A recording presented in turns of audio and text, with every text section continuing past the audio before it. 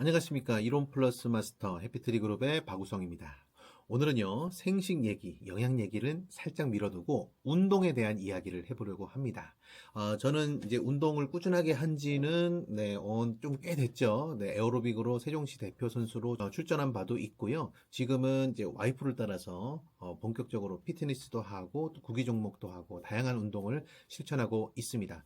제가 경험한 다양한 생활 운동들 중에서 각 종목별로 어떤 특징들이 있는지, 그리고 어떤 분들이 이런 운동을 시작하면 좋은지 제가 한번 오늘 일목요연하게 소개해 드리려고 합니다. 더불어서 우리 아이들을 위한 또 입문용 스포츠는 무엇이 좋고 또 어떤 종목이 좋은지도 말씀드리고자 합니다. 그러면 바로 운동에 대해서 한번 알아보도록 하겠습니다. 오늘 운동은 먼저 쉽게 접할 수 있는 운동. 지금 벌써 날씨가 많이 추워졌어요. 네.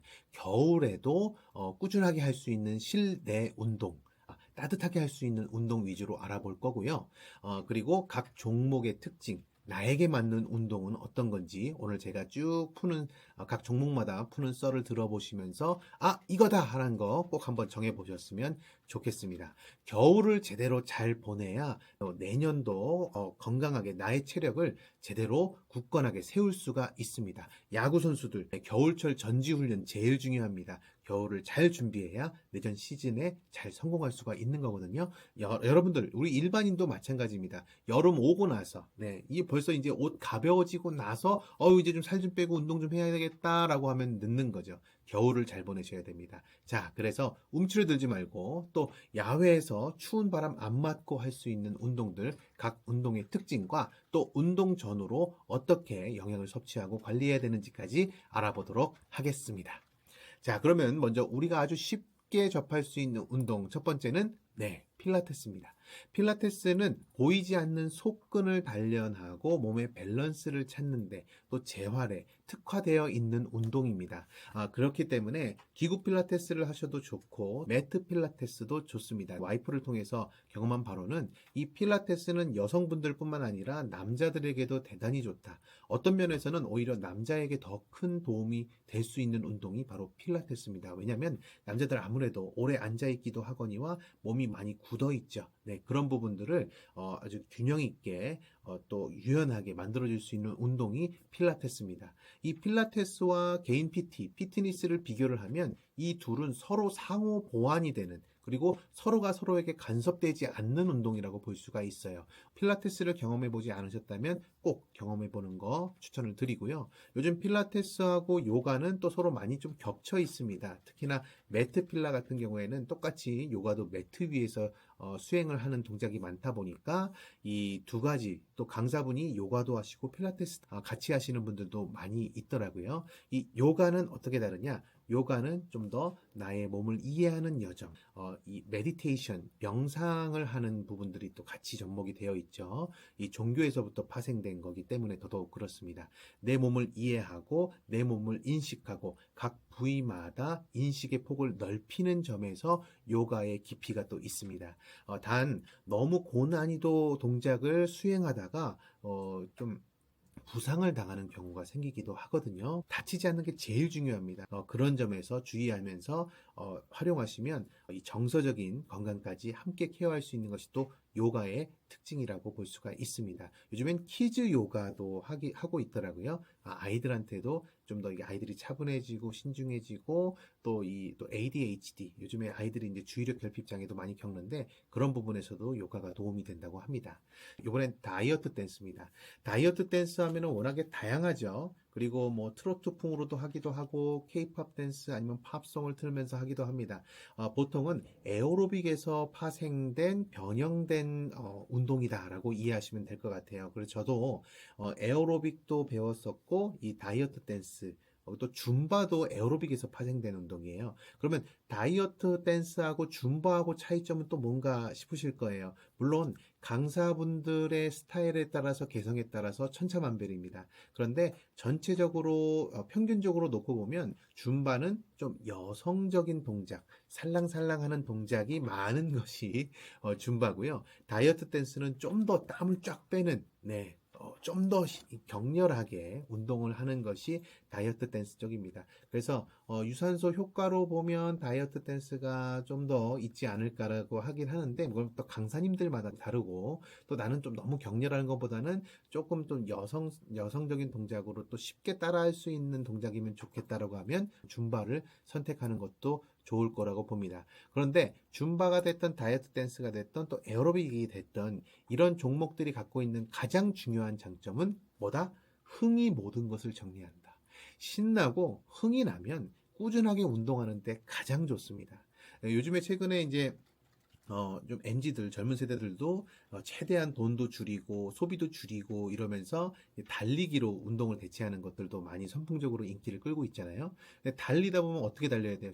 재미가 없어요. 네. 달리기 꾸준하게 운동으로 실천하는 거 어렵습니다. 더군다나 이제 날씨 추워지면 부상의 위험도 높아지죠.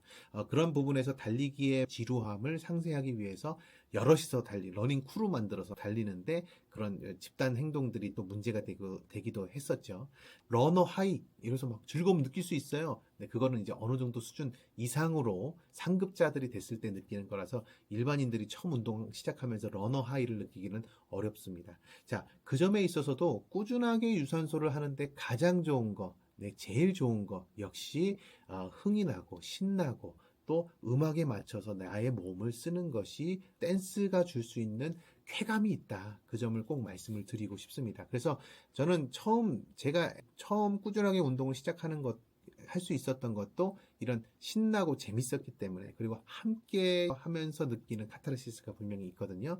다이어트 댄스에 꼭 도전을 해보셨으면 좋겠다. 다이어트 댄스가 아니더라도 그 파생되어 있는 줌바 또 에어로빅 이런 것들도 대단히 좋을 수 있다는 거 말씀을 드립니다. 자, 한 가지 근데 제가 좀 조심하셔야 될 것은 특히 격렬하게 뛰면서 하는 운동, 에어로빅 같은 경우는 좀 되게 격렬하거든요. 근데 이 운동을 오래 한 10년 이상, 뭐 15년 이상 이렇게 하시는 분들 중에서 진심이면 진심일수록 우리가 이제 머리가 사람이 가장 무겁지 않습니까? 그러다 보니까 계속 흔드니까 이 목에 특별히 따로 근력 운동을 하지 않으시는 분들, 특히나 이 목의 근육은 조금 이제 나이가 드시면서 50대 이상 되면 약해지고, 근데 이 격렬한 유산소는 완전히 나의 습관이 되신 분들, 그런 분들 중에서 이 경추신경에 경추신경이 눌려서 이 문제가 생기는 경우들이 좀 있었습니다. 목 디스크인 거죠. 그런 부분들도 있기 때문에 이런 특히나 아주 격렬한 에어로빅 같은 경우는 좀 근력 운동을 같이 보완해서 에어로빅만 하지 마시고 근력 운동도 꼭 필요하다는 말씀을 드리고 싶어요. 근력 운동이 꼭 필요하다는 말씀이 나왔으니까 요거 설명하기 전에 이거부터 먼저 설명을 드리면, 여러분들 특히나 이제 헬스 같은 것도 하고 내가 기계 혼자 가서 그냥 회원 등록만 하면 얼마든지, 또 특히 남자들은 근거 없는 자신감 있지 않습니까? 안다병이 있었는데요. 제 와이프가 전문 이제 PT 트레이너다 보니까 와이프한테 배워보니까 생각보다 내가 너무 아는 게 없더라고요. 특히 그리고 이 디테일하게 이 동작에서 그동안에 내가 운동했더라도 효과가 없었던 게 이유가 있었더라고요. 자, 그래서 확실한 것은 배우지 않으면 모른다는 거예요.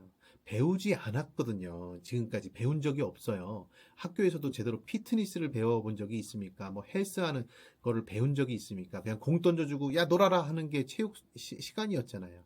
그러다 보니까 그룹 PT가 됐던 개인 PT가 됐던, 물론 1대1로 배우는 게 훨씬 더 효과가 좋겠죠. 치밀하게 제대로 세밀하게 디테일하게 배우고 싶으면 개인 PT가 탁월합니다. 개인 PT 가격도 지금 많이 현실화되고 가격도 많이 다운됐으니까 제대로 배워서 제대로 근력 운동 하는 것을 저는 추천을 드립니다. 그게 필요하더라고요. 아까 말씀드린 대로 에어로빅 꾸준하게 하시는 분들도 근력 운동 하지 않으면 어떻다? 네, 탈이 납니다. 네.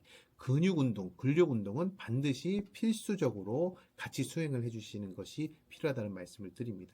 자, 바로 이어서 그냥 옆에 설명을 드리면 방송 댄스 얘기인데요. 아까 제가 가장 꾸준하게 운동할 수 있는 방법으로서 다이어트 댄스, 줌바 이런 얘기를 말씀을 드렸잖아요. 근데 방송 댄스는 성인들도 대상이지만 아이들, 키즈, 또 이제 청소년들, 또 초등학생들 대상으로 할 수 있는 방송 댄스를 제가 말씀드리려고 하는 건데, 이 방송 댄스의 강점은 이 나의 몸으로 내가 생각하는 것들을, 나의 감정을 표현할 수 있는 방법을 배운다는 것에서 대단히 좋다. 이 한류라는 거의 핵심은 또 이 가요, 음악, 노래, 또 댄스지 않습니까? 춤을 실제로 수행할 수 있는 것 자체가 아이한테 굉장히 큰 자존감을 주고 자신감을 얻을 수 있게 해줍니다.